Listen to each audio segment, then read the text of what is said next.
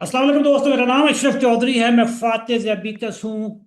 आप मेडिसिन भी ले रहे हैं शुगर की, इंसुलिन पे भी हैं, आप लो कार्ब डाइट पे भी हैं, इवन आप कीटो डाइट पे भी हैं, या आप जीपीएस को भी अवॉइड कर रहे हैं, यानी no grain no potato no sugar. इसके बावजूद भी सुबह आप उठते हैं, शुगर चेक करते हैं और शुगर आपकी हाई होती है।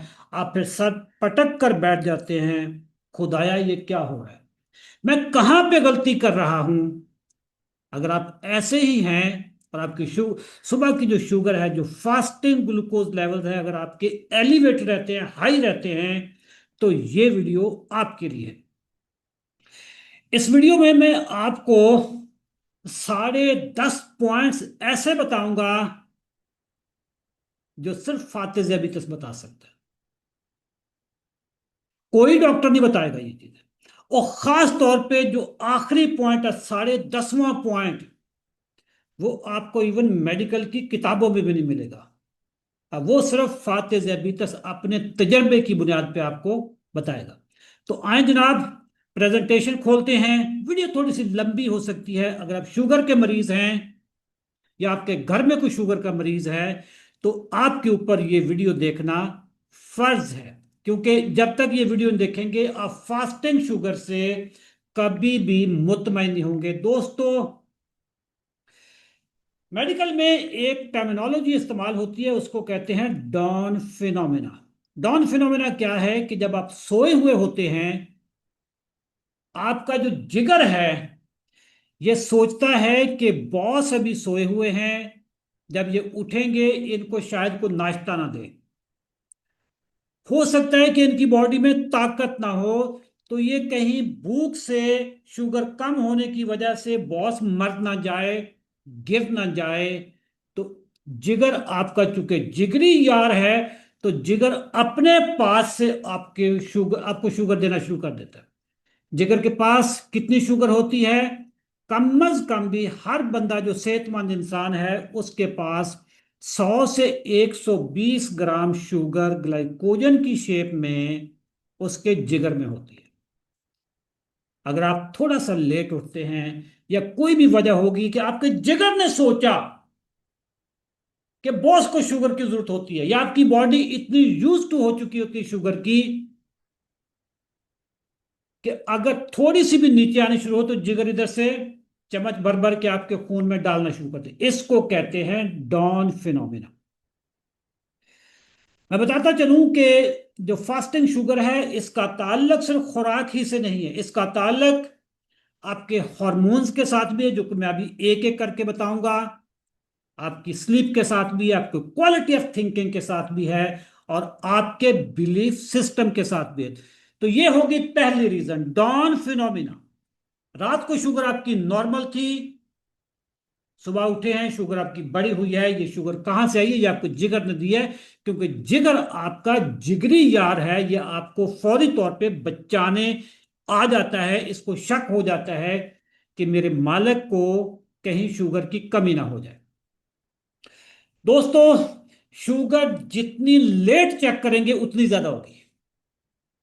शुगर चेक करने का जो बेहतरीन टाइम है वो 8 घंटे है। यानी आपने जो रात का खाना खाया, रात के खाने खाने के बाद 8 घंटे पे आपकी फास्टिंग चेक हो जानी चाहिए। अगर आप 9 घंटे पे चेक करेंगे, शुगर थोड़ी सी बढ़ी हुई होगी। 10 घंटे पे चेक करेंगे, शुगर और बढ़ी हुई होगी। 11 घंटे पे चेक करेंगे, शुगर और बढ़ी हुई होगी। 12 घंटे पे चेक करेंगे, शुगर और बढ़ी हुई होगी। ये कहाँ से आती है? ये आपका जिगर देता है।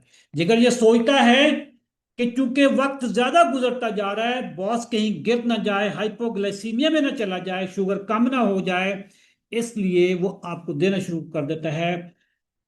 आपकी शुगर 8 घंटे पे बेहतरीन होती है, और उसके बाद ये बढ़नी शुरू हो जाती है। दोस्तों, आप अगर ये प्रोग्राम हम मेरी वीडियो यूट्यूब पे देख रहे हैं, चैनल को सब्सक्राइब भी करें, शेयर भी करें, और कमेंट भी करें, लाइक भी करें। तीसरी रीजन है जी, स्लीप डिस्टर्बेंस। आपकी जो नींद की क्वालिटी है, ये रिफ्लेक्ट करती है कि आपकी फास्टिंग ग्लूकोज लेवल कैसे आएंगे। नींद अगर आपकी डिस्टर्ब है, मैं चार पांच मोटी मोटी रीजन आपको बताने लगा हूं कि नींद जिन लोगों की इन वजूहात की वजह से खराब होती है, उनकी फास्टिंग लेवल हमेशा हाई आएंगे। जरा सुनते जाएं और वीडियो को लाइक भी करते जाएं। सुने जी। ओवर थिंकिंग, कोई एक आइडिया है घुस गया है आपके दिमाग में, सारी रात आप पलसेटे मार रहे हैं, कभी इधर हो रहे हैं कभी उधर हो रहे हैं, नींद ही नहीं आ रही है। फास्टिंग बढ़ी हुई होगी। सोए हैं लेकिन ख्वाब में आपके पीछे को कुत्ता पड़ गया, को सांप पड़ गया आपके पीछे, नाइट में डरावना ख्वाब आपके पीछे, डरावना ख्वाब आपने देख लिया, कोई चुड़ैल कोई डायन आपके पीछे पड़ गई है, कुछ भी हो गया, आपको डरावना ख्वाब आया है जिसकी वजह से आप डर के उठे हैं, पानी शानी पिया है, सुबह फास्टिंग चेक के लिए बड़ी हुई होगी। ये बातें कभी किसी आपको किसी डॉक्टर ने नहीं बताई होगी। एलर्जी, रात को जिस्म पे खारिश हो रही है, नींद नहीं आ रही, सुबह शुगर बढ़ी हुई होगी, क्योंकि आपकी नींद डिस्टर्ब हो चुकी है। मच्छरों ने काट लिया है, पिस्सू ने काट लिया है, खटमलों ने काट लिया रात को, और आपकी नींद डिस्टर्ब हो गई। दोस्तों, फास्टिंग आपकी हाई होगी, फास्टिंग ब्लड ग्लूकोज लेवल आपके हाई होगी। हाँ जनाब, शरीके हयात से कोई डांग सोटा हो गया, कोई फटा पड़ गया है, लड़ाई हो गई है, बीवी ने आपको चार सुना दी हैं, और उसने कह दिया है कि मेरी किस्मत ही माड़ी थी कि मेरी आपसे शादी हो गई। अगर आप खुद बीवी हैं तो हस्बैंड ने चार सुना दी, तो मियां बीवी के दरमियान जो झगड़ा हो गया, बीवी ने हस्बैंड पे शक कर दिया तेरे तो चार लड़कियों के साथ अफेयर चल रहे हैं, बंदा ना भी अफेयर चल रहा हो ऐसे ही बेचारा परेशान हो गया। ऐसे मौके पे जब आप सोएंगे रात को, डिस्टर्ब सोएंगे, आप सोएंगे कि यार किसके साथ मेरी शादी हो गई है। ये मौके सबकी जिंदगी में आते हैं, ज़ाहिर है सुकून तो घरों में फिर नहीं होता ना। तो सुबह फास्टिंग चेक कीजिएगा, फास्टिंग बड़ी हुई होगी। दोस्तों, आप सबको पता है कि मैं अशरफ चौधरी फातेज, अभी तक 18 साल तक मैंने शुगर की दवाइयां खाई थी, फिर पिछले 3.5 साल से मैं शुगर की कोई दवाई नहीं खा रहा। आज से, बल्कि फरवरी 2022 में मैंने जब अपनी शुगर को रिवर्स की, तो उसके बाद मैंने 90 डेज चैलेंज जब लॉन्च किया, जिसमें मैं लोगों को गाइड करता हूं, मैं नहीं मेरी टीम गाइड करती है, डॉक्टर्स न्यूट्रिशनिस्ट की टीम है, मेरी निगरानी में काम करती है।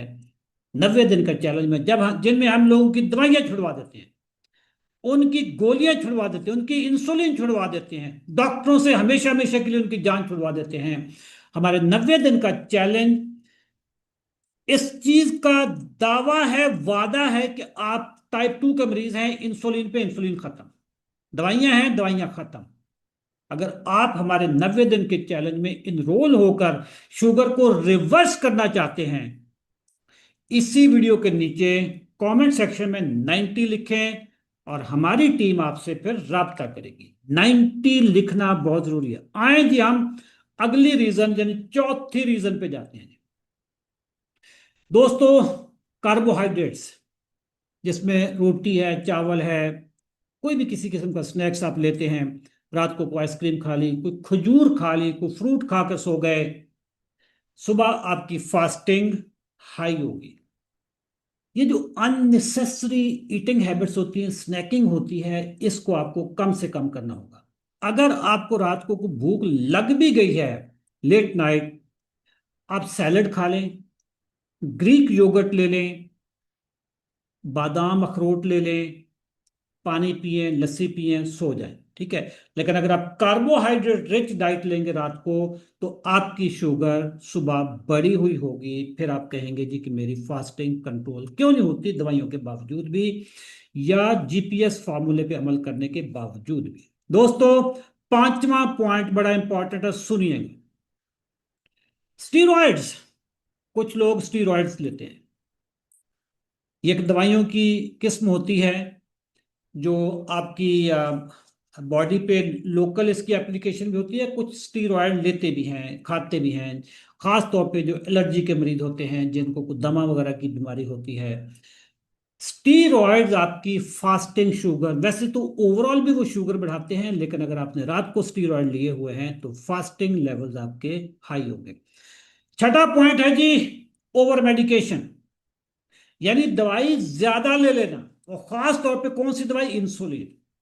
आपने इंसुलिन ले ली, हाइपो में चले गए, यानी शुगर लो होगी, आपकी बॉडी ने रिएक्ट किया, जिगर आपकी बचत के लिए आ गया, जिगर ने फिर आपको शुगर देनी शुरू की।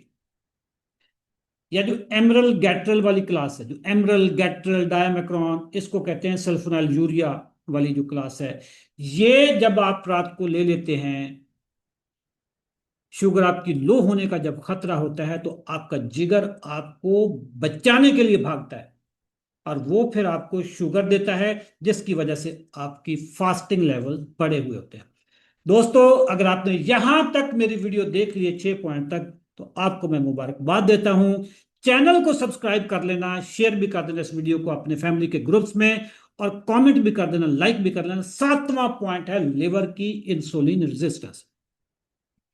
वो तमाम लोग जो मोटे हैं, खासतौर पे जो सारी जिंदगी जूस पीते रहे हैं, उनको नॉन अल्कोहलिक फैटी लिवर हो सकता है। जब आपकी बॉडी में, जब आपका जिगर फैटी लिवर में कन्वर्ट हो जाता है, आपके जिगर पे चर्बी चढ़ी होती है, इन्फ्लेमेशन का शिकार होता है, तो ये इंसुलिन की रेजिस्टेंस इसमें खास तौर पर डेवलप हो जाती है। इंसुलिन रेजिस्टेंस का मतलब यह है कि ये इंसुलिन की आवाज को पहचानता ही नहीं, इंसुलिन के फंक्शन को ये जानता ही नहीं है, तो जिसकी वजह से आपका जिगर ज्यादा से ज्यादा शुगर देना शुरू कर देता है। जिगर के पास शुगर होती है, एक 100 ग्राम से लेकर 120 ग्राम तक शुगर आपकी बॉडी में ऑलरेडी होती है। ये बड़े आराम से 10-12 घंटे आपको जिंदा रखता है।